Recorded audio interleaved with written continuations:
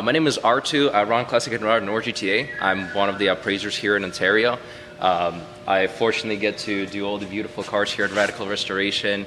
I get to do a lot of cars at FAV, so I'm quite knowledgeable with a lot of exotic cars, a lot of custom cars, and a lot of costing.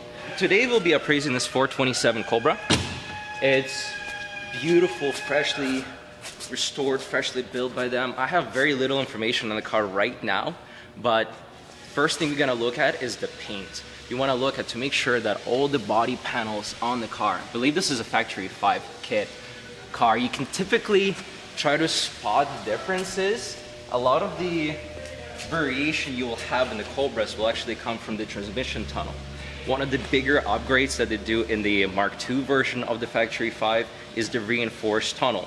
When you have the drive shaft basically right next to you, and you have a big motor pushing out quite a good amount of torque and a slick tire, if something breaks and it goes in the drive shaft, you want to make sure it doesn't just come out from the floor and smack you, because that's going to be fun company for the insurance claim. The kit cars really are looking for the actual shell. This is a very unique build because Cobras have not been in production. There's been a very limited number of them, so most Cobras you'll see are kit cars. Nevertheless, it's still going to be fetching roughly $120,000. Most kit cars you'll notice go for like 20-ish, but Cobras are very special in the design as well as the lightness of it. The car is very suited to be as light as possible. Another thing that we're going to look at is we are exploring the interior. Obviously, this is going to be where you're sitting down, but another thing that we really need to pay attention to is what is under the hood. Since we do have quite a lot of variations in the motors, this one has this beautifully built 427 with pulleys. So another cost that we're going to be factoring in is how much all of this chrome costs, how much this MSD ignition in here cost, what is the transmission in it, what is the torque converter to it, and well, no torque converter clutch in this one. I think this is a T56 car, just based off the 6-speed manual. And another thing that we're going to look at in the drivetrain is the differential, as well as the ratio of the differential. And that will give us a very good indicator as to what the actual rear end of the car is like. I believe this car is an 8.8. Yes, this is an 8.8 IRS. So it means that the independent rear shocks move independently on their own. So there was another Cobra here just the other day, and very similar build, but opposed to it, it had a solid rear end. So that car was so much more fun to drag race, but this car will just hug all the corners around the track. So it's almost identical from the exterior. However, handling on the track, you will definitely see probably 5 to 10 second gap, just because of that rear dip being able to move and adjust. Another thing that we're going to factor in is the cost of the exhaust. If you look very closely, you'll notice that it's a long tube header flowing directly into this side exit pipe. It's roughly 4.5 inches. So it's important to note the make of the gauges, the mileage on the vehicle. Even if it's 0, you never want to take an estimate. You always want to have evidence as to what the mileage is when you do see the vehicle. I just noticed this beautiful wooden trim steering wheel. Look at that billet piece. Oh, that's so nice. And obviously you won't have a little horn button since it's right over there on the side. This car is such a thrilling drive. You basically just strap yourself into a rocket and then you just let it go. Every single gear just feels more and more power.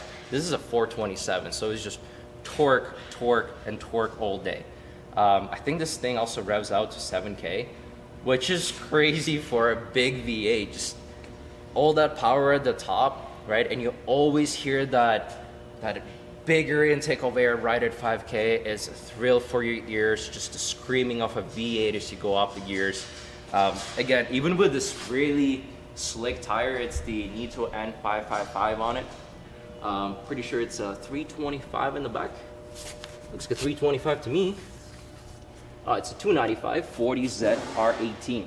So quite a lot of grip. It's basically 300 millimeters wide of a tire, and even with that much tire, even with a good limited slip rear end like this one has, it will still do its best to slide in the first 3 gears, probably even 4, depending how how far you put the foot down. Again, astonishing build. And just look at this door card design. It's a tiny little door, but it features a little pocket, right? So you can put your phone and your keys in there. So in case anything happens, this little strap is gonna keep your phone in place. And if it rolls over, you have this beautiful support over here that will save your life. In a lot of the historic vehicles, specifically muscle cars, the floor trunk is going to be a great indicator of what your frame looks like, especially next to the frame rails, especially next to the mounting points. On a lot of, for example, like C3 Corvettes, the problem with them is that the rear frame completely rusts out to the back. And typically the way that they're measured for restoration is they roll the car into the weight frame, and the measure of the frame is lighter than the original spec. And if it's out by around 200 kilograms or 200 pounds, I forgot what the measurement is for a lot of different shops, they usually just rip the whole frame out because at that point it's not worth restoring. But at the front, typically the frame doesn't rust because the engine does tend to leak a little bit of oil, and that protects the metal. So it's very important to check out what the trunk is. Another thing that we're going to really pay attention to on this build is the wheels. So yeah, there are 3-piece wheels. The inside of them is powder coated, very nice white tire, but we're also looking at the brake design. So we'll notice here that it's a 6-piston design with slotted and drilled rotors on a floating aluminum head with a separate wildwood caliper for the handbrake. So it's a dual caliper setup. And at the front, we notice these massive rotors as well, with also 6-piston calipers in the front on both sides. And it's very important to notice the quality, since if you compare, for example, just a regular steel one compared to this carbon ceramic, right, with an aluminum head on it, this will dissipate heat better than anything. Another thing to notice is the adjustable coilover suspension. The car's sitting very low and it's very set up. Beautiful aluminum radiator, Edelbrock rocks, and basically if you take all of the numbers that you get from this car and compare it to the market value, we assess the overall paint condition, adjust based on the market value, and we get a final value.